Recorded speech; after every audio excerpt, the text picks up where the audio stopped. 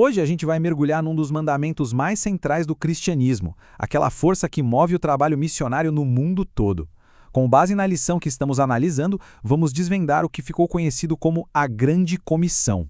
Para começar, vamos direto ao ponto com a pergunta principal, né? Depois da ressurreição, qual foi aquela instrução final, a ordem definitiva que Jesus deu para quem o seguia? A resposta para essa pergunta é a base de tudo que a gente vai ver aqui.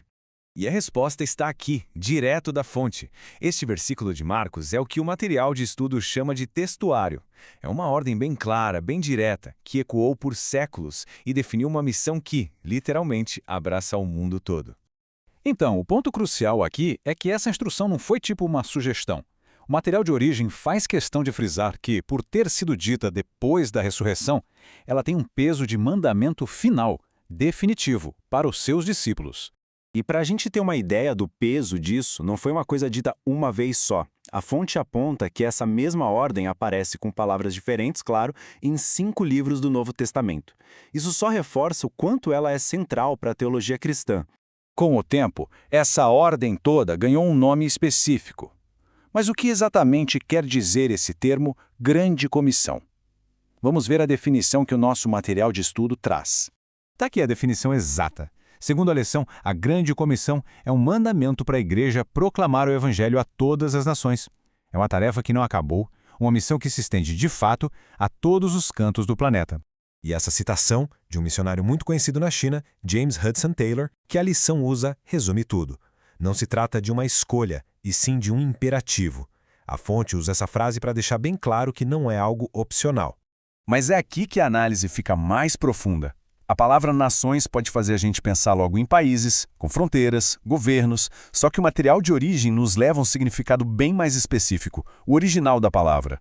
A palavra grega original é ethnos, da qual vem a nossa palavra étnico. A lição explica que o comando não era só para ir a países diferentes, mas para alcançar todos os grupos distintos de pessoas, sabe? Cada um com sua própria língua, sua própria cultura. E isso muda completamente a escala da missão.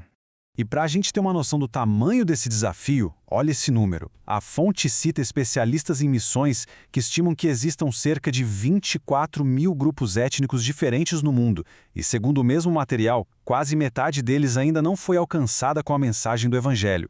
Isso nos leva, naturalmente, ao próximo ponto. Se a missão é alcançar cada etnos, isso significa, obrigatoriamente, cruzar fronteiras culturais.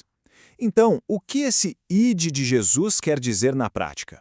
É exatamente isso. A fonte argumenta que o ide é um chamado para uma jornada cultural. Não é só sobre viajar para um lugar novo no mapa, mas sobre mergulhar num novo mundo de costumes, de valores, de jeitos de enxergar a vida.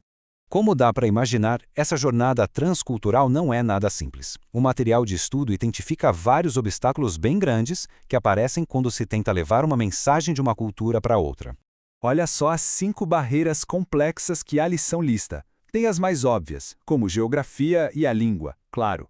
Mas também existem barreiras culturais profundas, que envolvem valores, costumes, diferenças econômicas e, como não poderia deixar de ser, as barreiras religiosas de outras crenças que já existem no local.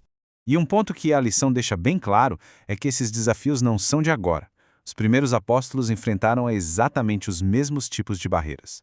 A explicação teológica que a fonte dá para a superação delas é a capacitação por meio do Espírito Santo. Agora, a gente entra na parte final da nossa análise, que é sobre a metodologia da missão. A fonte destaca que não se trata só de fazer um anúncio, mas de um processo que tem 2 partes que são essenciais. Esse slide compara bem essas 2 ênfases. De um lado, a gente tem a proclamação, que é o anúncio inicial da mensagem. Do outro, a formação, ou discipulado, que é descrito como um processo bem mais longo, de ensino, de formação de caráter. A lição argumenta que uma coisa não exclui a outra, são como 2 faces da mesma moeda. Para reforçar essa ideia, a lição cita o teólogo George W. Peters. Ele diz que fazer discípulos é a atividade central. As outras ações, ir, batizar, ensinar, são na verdade os métodos para alcançar esse objetivo principal de formar pessoas. Essa citação do Peters, aliás, vem deste livro, Teologia Bíblica de Missões. O material de estudo usa como referência para mostrar toda a base teológica por trás dessa ênfase no discipulado. Então, para resumir de um jeito bem claro, a fonte apresenta a grande comissão com 2 objetivos que não se separam. Primeiro, proclamar a mensagem. E segundo, discipular, ou seja, ensinar aqueles que a recebem para que se tornem seguidores firmes. E qual é o objetivo final de fazer discípulos? A lição diz que é integrar os novos crentes numa comunidade de fé local.